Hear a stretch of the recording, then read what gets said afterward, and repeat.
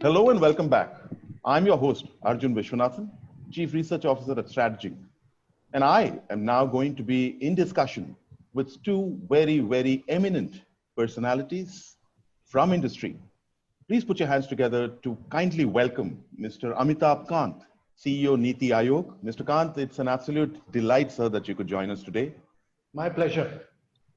And Mr. Alok Ori, President and Managing Director, Dell Technologies India. Mr. Ori, delighted you could again join us today, sir. Absolute pleasure. Thank you. Gentlemen, I am going to directly jump into what clearly promises to be obviously a very exciting set of conversations, but all the more so, an imperative from the perspective of the convergence of industry and technology coming together to drive innovation and therefore a better future.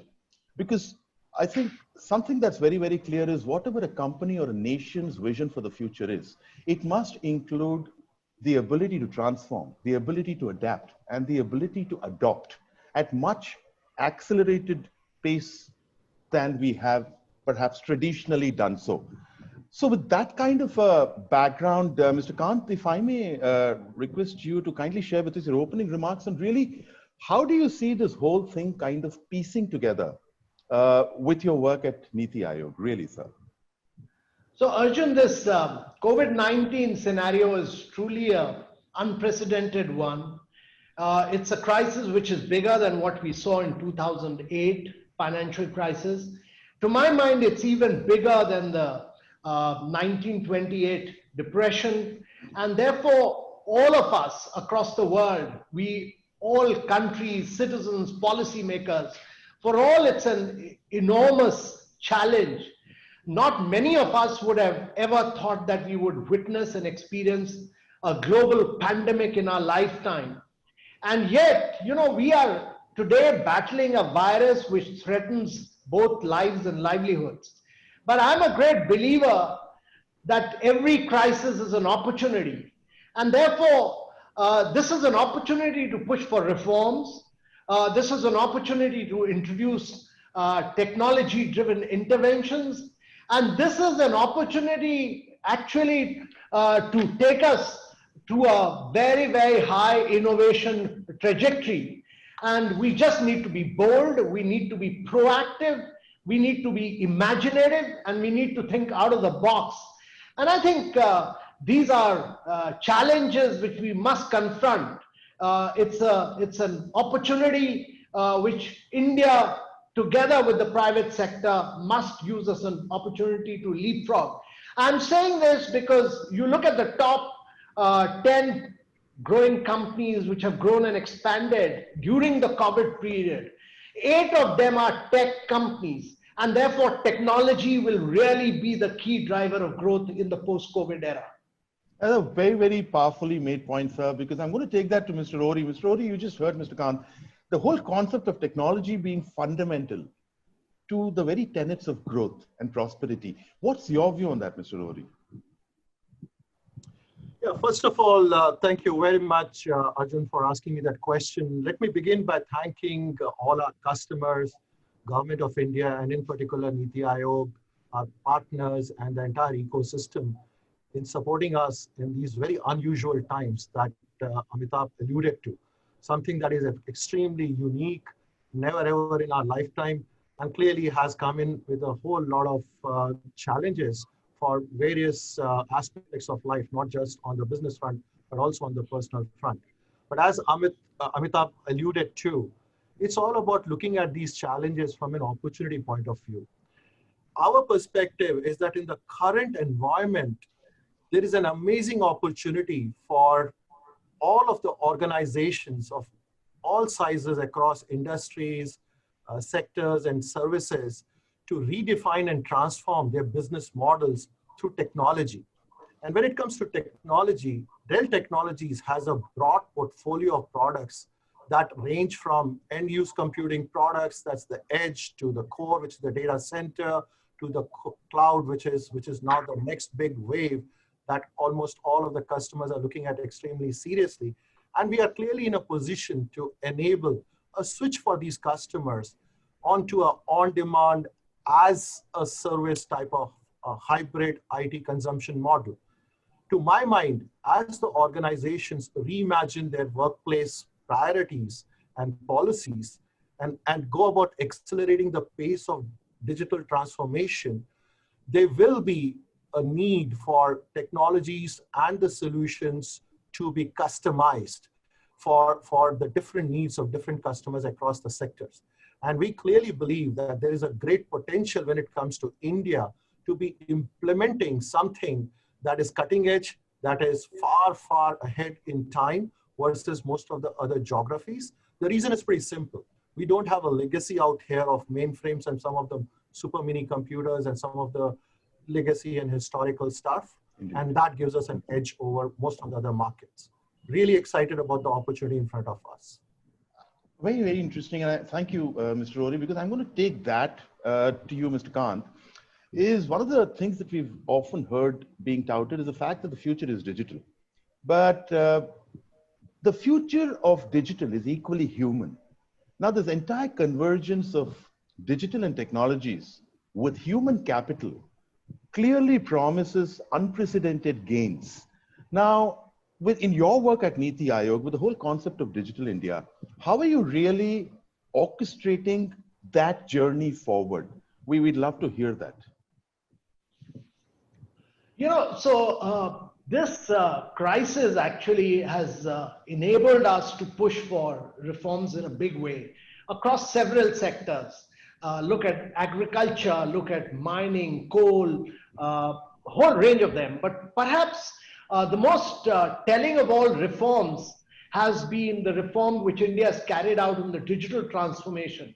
And the key to that has been what we term as the Jam Trinity, because India is the only country in the world which has over 1 billion biometrics. We have over 1 billion plus mobiles. We have over 1 billion plus bank accounts.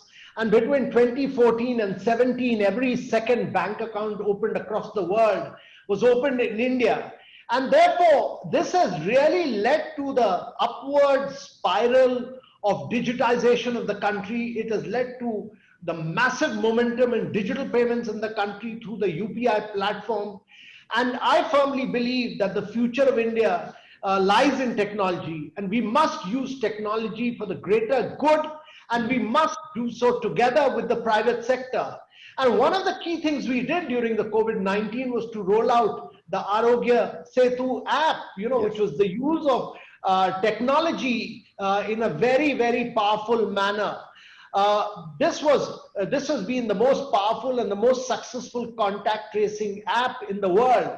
The app has seen more than 140 million registrations, the fastest mobile app to reach 50 million users globally, and one of the fastest entrants to the 100 million club. And Arogya Setu has actually alerted more than 150,000 people so far of the potential risk of infection through Bluetooth contact tracing, and has predicted more than 3,500 hotspots across the country. And this app is a stellar example of the power of public-private collaboration in the midst of a global pandemic. My personal belief is that India will use technology in a very big way. We'll move towards several new areas of growth. We will move towards financial inclusion, towards financial integration. We've already built a very strong backbone. We'll come out with world-class products which will be built on India Stack, a set of open API-based public platforms. But more important, you know, the Prime Minister talked about the National Digital Health Mission in his Independence Day address. So we will move towards healthcare, which is truly digital, a healthcare system of the future, which is contactless, accessible, economical, which is equitable and fair. And in just the first few months of the COVID, we came out with the telemedicine guidelines, and we came out with a new app on telemedicine, and we've witnessed over 50 million plus teleconsultations. And the Swast app, which we launched, has seen over 1 lakh consultations. And my personal view is that we will see this being developed across a new agricultural stack. We will create the first world's open digital higher university. We will do a lot of direct benefit transfers all through app, and government will become very, very efficient simply because we would have brought in efficiency through the transfer, because everybody has a bank account, Indeed. everybody has a biometric. You know, when I was a young officer, there were massive leakages in the government systems. One of our prime ministers said that 85 paisa out of a rupee was actually a leakage. But today, 100% reaches the beneficiary. So technology will be the biggest driver of growth. And India will solve many of its challenges of poverty, of agriculture, of health, learning outcomes, health outcomes, all through the use of technology, and actually find solutions to its problems. I couldn't agree more with you, sir, because that is precisely what I'm going to take to you. And I come to you, Mr. Rory, with your permission, is Mr. Khan just spoke about the whole fact that technology is what is going to power an entire nation's growth. A nation, perhaps, that is very unique from any other nation in the world, given our size, our population, so on and so forth. Now, you at Dell, Mr. Rory, have been very deeply invested in India over the past so many years, or decades. When you kind of see the opportunities, as well as the whole concept of the convergence of human capital, how do you orchestrate success, resilience, growth, innovation, prosperity? How do you kind of look at all of this?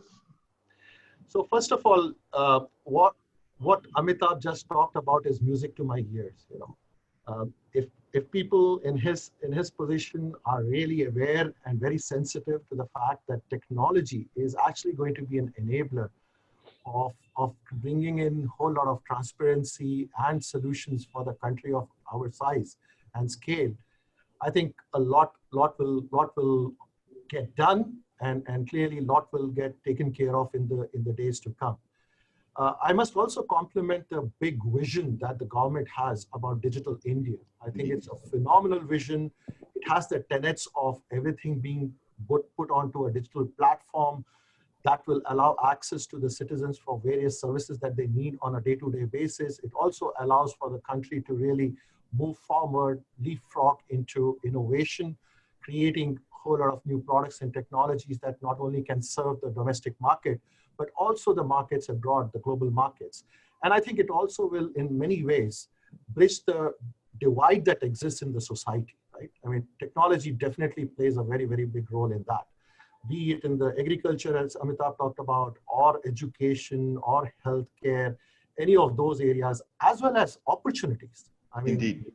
Opportunities are something that we need to be providing a very fair and equitable platform to all our citizens, right? And that can be brought in by enabling various things through the technology. When it comes to Dell Technologies, I think we are extremely fortunate to be having a great support coming in from our customers in the country. We've been in the country. By the way, we are celebrating our 2 decades of establishment in the country. We started our operations in India in year 2000. We're celebrating our 20th anniversary in the country, and we have had a great run with the customers, serving them for whatever they need with regards to their plans, helping them progress their businesses, at the same time serving the government and the society at large. We believe that go forward, there are going to be many more opportunities for us to continue to contribute to building this nation. We see ourselves as to be nation builders when it comes to IT infrastructure. And we really, really sincerely pursue that as an objective in the country. You look at banking and finance, you will find us playing a role of helping the customers modernize their infrastructure, abstract the core, or create platforms that can help the banking industry deliver cutting edge services, the so-called microservices. You look at trading, or you look at the exchanges, you will find that we have some of the finest trading solutions that are being implemented in the country by deploying the technologies that we bring to the table. I can go on and on, but I should mention, Amitabh talked about JAM. there are other two elements of this entire process that's going on, which is digitization of TaxNet, Yes, digitization of a whole lot of health services. We are indeed. playing a huge role even in that. We believe that as time passes by and there is more and more of so-called recovery in the market, there will be some very innovative solutions that will be required by our customers across the corporate enterprises as well as the government to really bring that power of technology into the hands of users at the same time, the society. And we are fully committed to taking care of that. Brilliant, brilliant, and very, very powerfully articulated, Mr. Rodi. Because I'm going to bring that and perhaps an additional question to you, Mr. Kant, which is this whole concept of innovation. Now, it is classically agreed upon that innovation is what drives nations and organizations further because of the differentiation that one is able to bring. Now, with the whole concept of digitization and innovation at one end, plus the recovery that is certainly due and is in the offing post the very unfortunate tragedy that we've had over the last first half of the year, really. How, in your view, both from your office from your chair, as well as for a nation, how do you foster the spirit of innovation? And Mr. Rodi, I am going to come to you after this because I want to hear Mr. Kant. So let me first say that we drive innovation in many, many ways, and one of which is we work we have the Atal Innovation Mission here, which has supported over 5,000 tinkering labs. And Dell has been a very close collaborator and partner with us in this journey. And in these tinkering labs, we provide, Internet of Things, we provide robots, we teach young children artificial intelligence, 3D printing, all from class 6 onwards. And we've seen this remarkable thirst for and hunger for innovation at a school level because they're exposed to this. And secondly, we support a lot of incubators across India. Yes. So we are actually pushing the limits of innovation there. But let me tell you that a lot of innovation of the future will be driven by data. India today consumes more data per person than China and Korea. And India is digitizing faster than rest of the world. And Dell has played a very major role in this journey. And we are now actually channelizing this strength, cleaning up and, just cleaning up this humongous sources of data and creating structured sets that will power artificial intelligence algorithm, which India will need. And we have all our major schemes actually and projects. Look at Aadhaar, look at Smart Cities Mission, look at Bheem UPI, RuPay, GSTI, and Government E-Marketplace, DigiLocker. They're all being driven by vast and humongous amount of data. And, India is actually a phenomenal example of where we've used data, digitization, and we worked with the best of companies together to drive this. And now, because we have a technological backbone, which many countries across the world do not have, we are able to distribute over 500 government schemes, we are sending money directly into the bank accounts of individuals. So my perspective is that India will actually become the tech garage of the world in the next few years. And a classic example of that is the Unified Payment Interface, which in the last 4 to 5 years, in terms of sheer payments, has overtaken American Express, which has existed for decades, and in the next 2 or 3 years will overtake Visa. And so it's a remarkable growth of this technology. And India has actually will position itself as a tech garage of the world. So why I'm saying this is that Silicon Valley is very, very innovative. But its innovations like driverless cars are all for the developed world. India's problems are far more complex, and it provides an opportunity to use tech, data, and innovate at scales. And when you innovate in agriculture, health, education, you will be innovating not for the 1.4 billion people of India, but you will be innovating for the next 7.5 billion people of the world who will be moving from poverty to middle class in the next decade. And we will actually be transforming the lives of a vast segment of population of the world. Very, very interesting, sir, because I'm going to come to you on the same concept, Mr. Ori. I've heard you, of course, earlier, where you also said innovation and scale is what will truly enable organizations, of course, the nation by itself, to reap the commensurate benefits. Now, how do you, with your, because you're at the center of all the technology innovation that is happening, that's allowing governments and organizations to kind of power their own journeys. How do you foster a sense of innovation at an enterprise-wide level into the very fabric of the enterprise? So that's a great question, but I'd like to extend that question to include something that I feel very passionate about and the company feels extremely passionate about. So I'll answer this on two dimensions. Let me begin with the societal dimension first. I think it's a known fact that India has huge amount of challenges that it needs to take care of to make a progress, both economic, even otherwise in terms of societal. Having said that, we can't be looking at somebody outside to really come in and help us find solutions to those problems, because these are very unique to India. And to be able to really solve those problems, those community problems that exist, it's important to create an environment in which curiosity amongst the children is maintained and to some extent, actually fueled by giving them options and environment in which they can continue to really experiment with their thoughts and ideas. It is in that context that we got engaged and partnered with Niti Aayog way back in 2016, when the Atal Innovation Mission and the element of Atal Innovation Mission, which is called Atal Tinkering Labs, was in its conceptualization stage. We found that to be a very, very powerful idea. It was to really create environment within the schools, call it the labs, that will allow the children to actually have access to technology, have access to different gadgets, products that can allow them to continue to experiment with their thought process.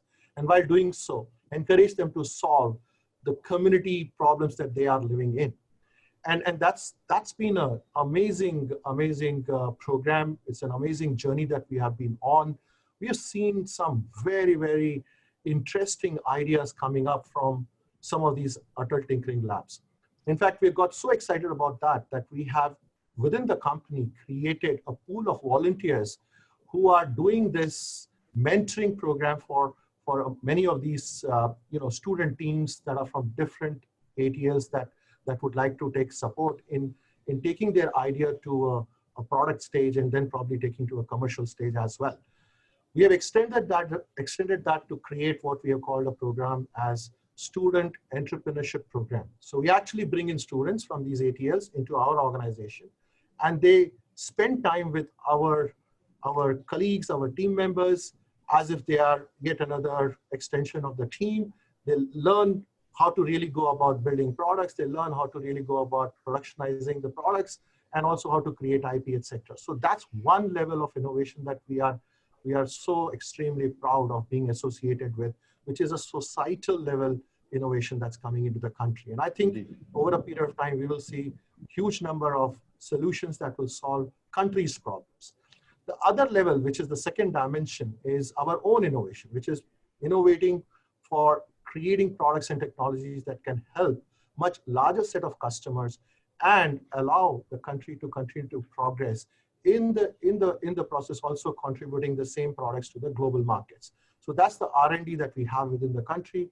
We have a huge setup. In fact, 40% of our total workforce in the country is into R&D, and we are creating products from scratch. There was a time when India was looked at as a low-cost country doing things at the lower end of the value chain. We have moved up to the highest level of value chain. There are many products that have been created, developed, built from scratch in India and are now part of our global portfolio. So many things going on.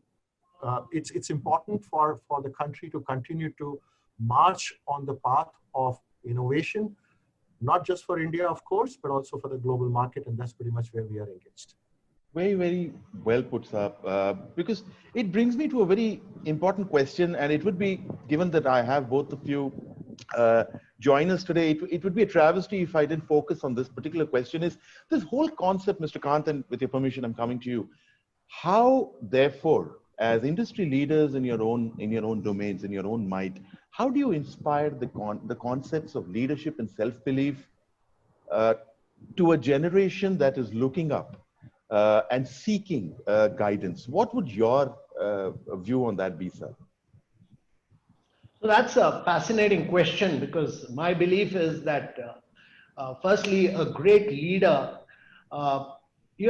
always is full of optimism. Secondly, he is always trying to break the status quo.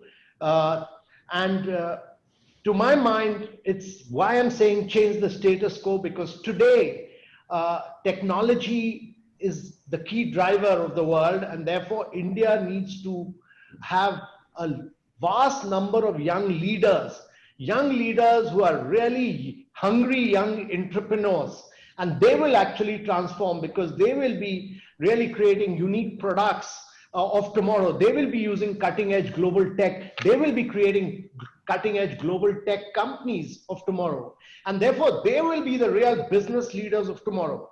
And thirdly, to my mind, a great leader is one who's looking at transformation.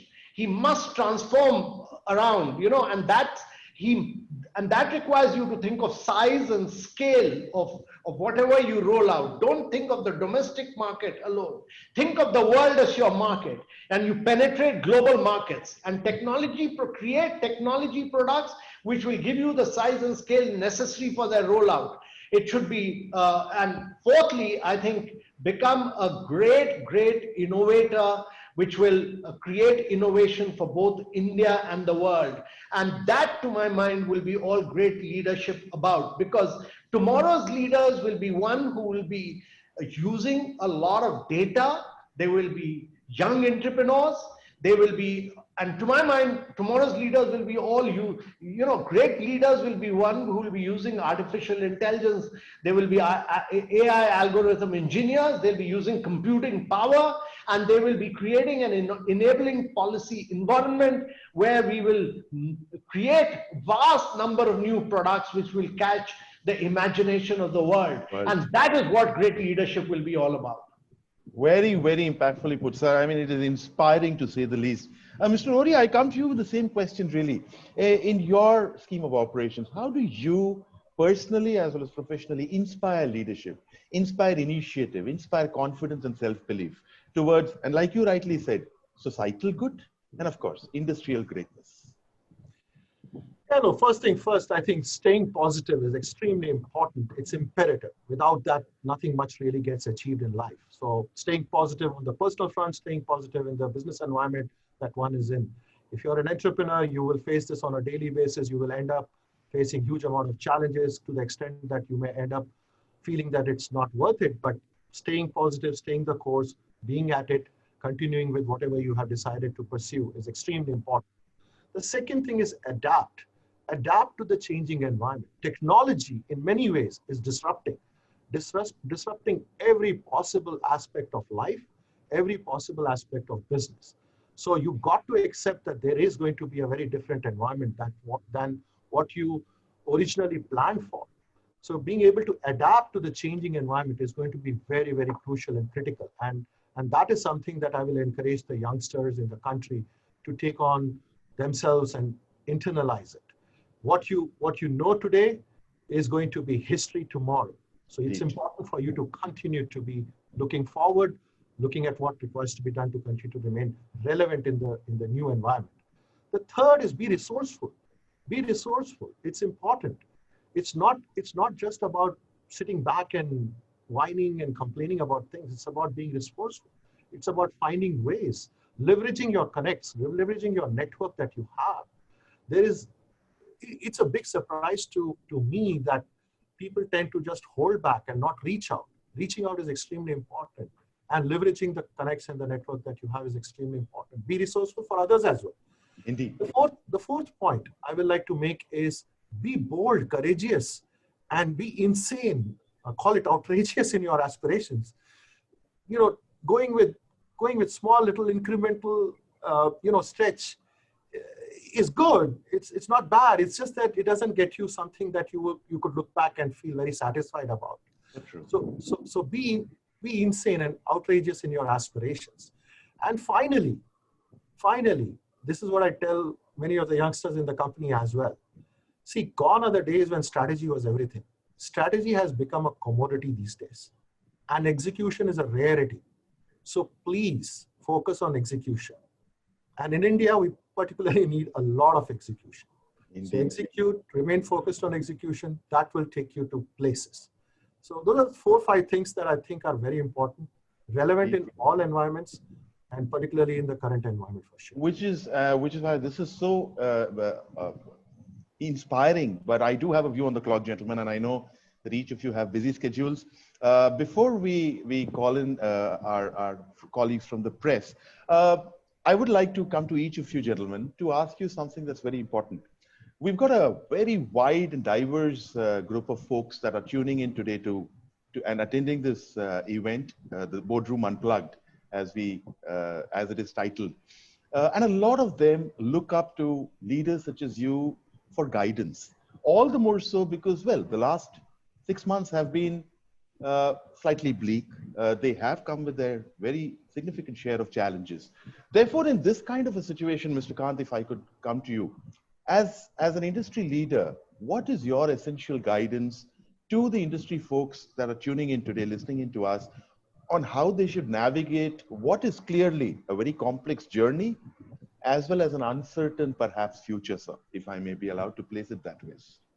So, Arjun, one thing is very clear, and that is COVID-19 will change the world as we know it today. There will be a new world order, supply chains will be disrupted, and therefore there are huge and massive opportunity for Indians. We must look at opportunities. You know, even during this COVID period, India has been able to attract $38 billion of investment from abroad. Most of this has come in the tech sector. And therefore, one thing becomes very clear, that digitization and technology will be really driving the new world order.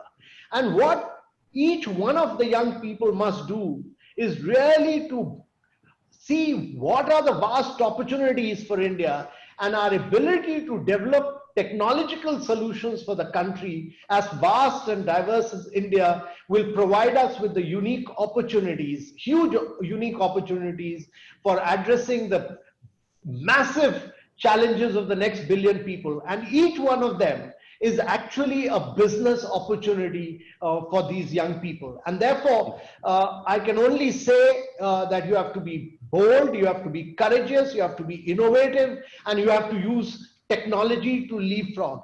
And each one of these areas, whatever you do, please ensure, and this to my mind will be the future, whatever you do, use all the languages of India.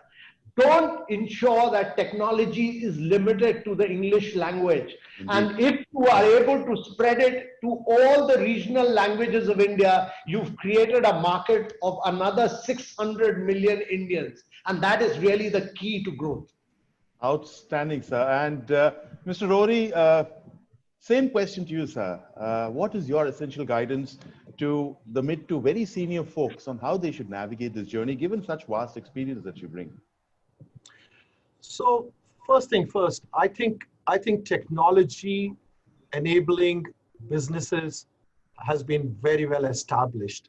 It has reached a point where everyone recognizes and puts a very serious, attention towards deploying technology to continue to redefine, reimagine, or transform the business models.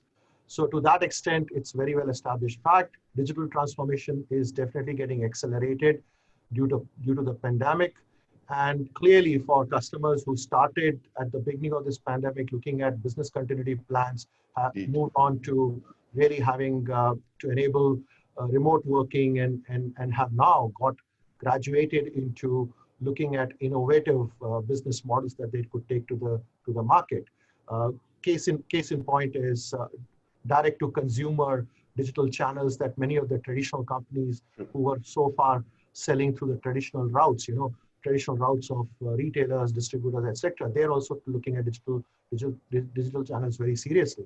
So there is a realization amongst all of the industries across sectors to really go about embracing technology in a much bigger way and deploying products, solutions that can help them continue to provide better availability of their products, better delivery of the products through appropriate supply chains, or for that matter, actually creating a much superior customer experience, right? And to my mind, that should be at the core of any kind of planning that any of the companies across industries are doing going forward. They should be aggressive in their postures. They should invest for future. The growth is definitely going to come back. You look at any other indicator in the market today. August was far better than July. July was better than June, so on and so forth. So sequentially, things seem to be coming back. Coming together. But I was surprised to look at the power consumption. The power consumption in month of August was equal to the power consumption in year 2019 August. You look at the two-wheelers and the four-wheeler, the passenger vehicles sales in August, it actually was much bigger than what it was the previous year August. True. And so on and so forth. There are just too many of those data points that show that things are coming back. Amitabh talked about UPI. UPI had 1.62 billion transactions in the month of August. Just unbelievable. The number of transactions that are flowing through UPI are just skyrocketing. So there is activity coming back. There is an economic revival of sorts. And it's important for the companies to prepare for that. And when I say companies, I mean MSMEs included. Indeed. MSMEs have had a bit of a challenge in adopting technology in the past, but I would like to encourage them to look at what we have as a partnership with CII. So with CII, we have actually set up a lab for MSMEs to come in and look at different use cases, try out their own applications if they want to, and get comfortable with what we are recommending as the solution to go and adopt. So I'll encourage them to really go aggressive, be innovative in your thinking. Technology can support you, be it the cloud coexistence, be it 5G, be it AI, ML, and the data analytics that we all talk about, or any of those IoT technologies. We can bring in all of that for them to solve their real problems in the business. So true, and this has been nothing short of inspiring, to say the least, Mr. Kant and Mr. Ori.